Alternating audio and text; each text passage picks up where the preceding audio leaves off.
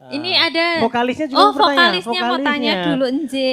Perlu diketahui vokalisnya ini juga pengantin baru loh. Alhamdulillah. Tepuk tangan dong buat vokalis kita nih, Dani Suara. Doa kami untuk panjenengan insya Allah apa yang dikatakan orang tua mawaddah warohmah bersanding dengan sakinah. Silakan tanya. Bonus doain ya Kang Dur. Tak doakan yang lihat Nggih, ngomongan. matur nuwun. Amin. Menyambung Assalamualaikum Pak Ustadz. Menyambung pertanyaan dari Mbak Vina tadi tentang haid. Haid itu kan berarti mungkin bisa dibilang suatu keistimewaan untuk kita ya, untuk bagi para kaum wanita ya.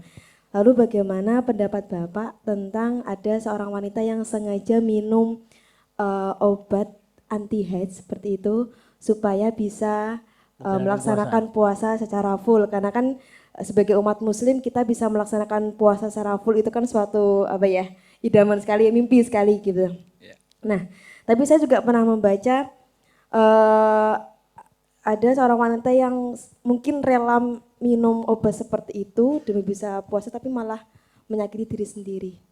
Menyakiti diri sendiri. Efeknya, efek sampingnya itu. Menurut Bapak bagaimana? Kang Dur pernah minum pilnya enggak? Saya pernah kiranti tapi batal ya. Tak campuri sedikit itu ya. Teng-tengan itu. Ya.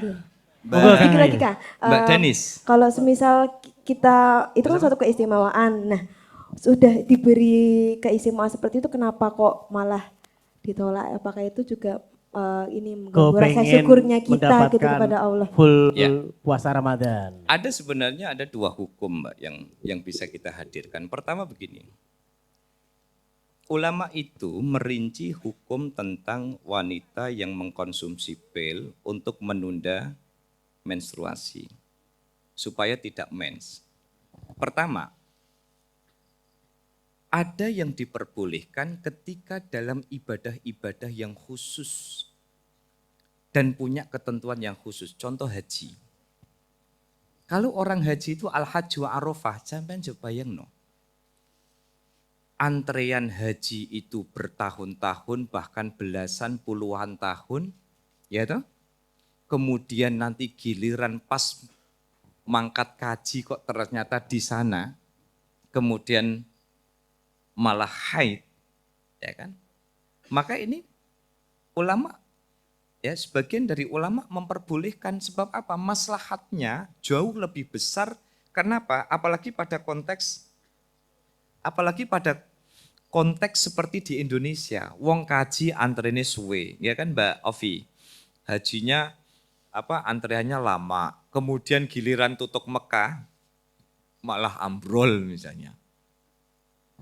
Biaya tidak sedikit, antreannya tidak sebentar.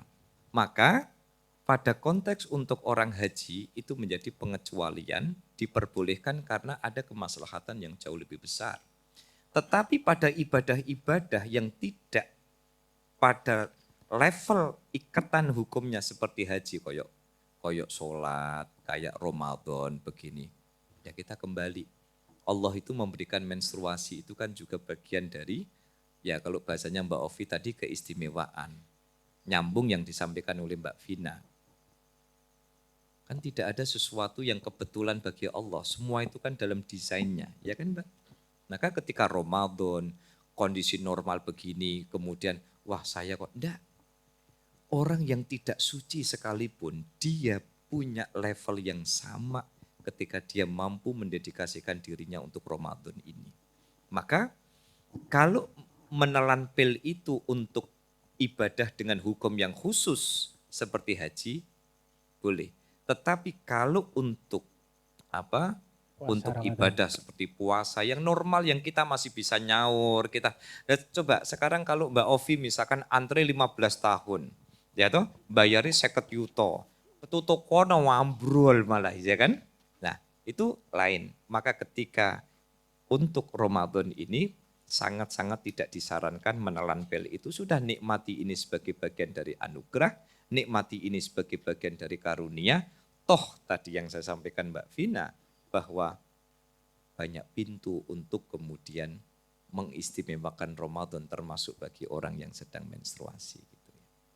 Oke, Dil. Ayo Nduk, kenapa Nduk? Ini ada yang mau bertanya nih Kang Silakan. Cowok.